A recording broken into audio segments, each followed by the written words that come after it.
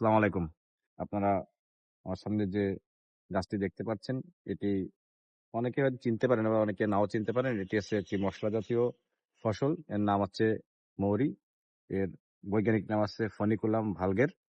আমরা আমাদের নিত্য প্রয়োজনীয় যে মাছ, মাংস, সবজি এতে যে মসলা খাই, এই মাছ, মাংস, সবজিতে এই মৌরি মসলা আমরা ব্যবহার করি। পাঁচফোড়নে আমরা এই মৌরি মসলা ব্যবহার করে থাকি। এই মৌরি মসলাটি হচ্ছে বিশেষ ভেষজ উপকারিতা। এই মৌরি মসলায় রয়েছে vitamin C, fibre, calcium, iron, antioxidant সমৃদ্ধ এই মৌরি।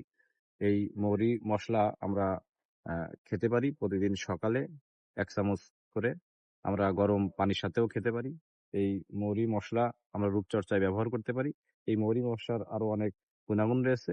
আমরা বিশেষ করে এই মৌরি মসলা বেশি খেয়ে থাকি পান মসলার সাথে। পানের সাথে আমরা এই মৌরি মসলা বেশি খেয়ে থাকি।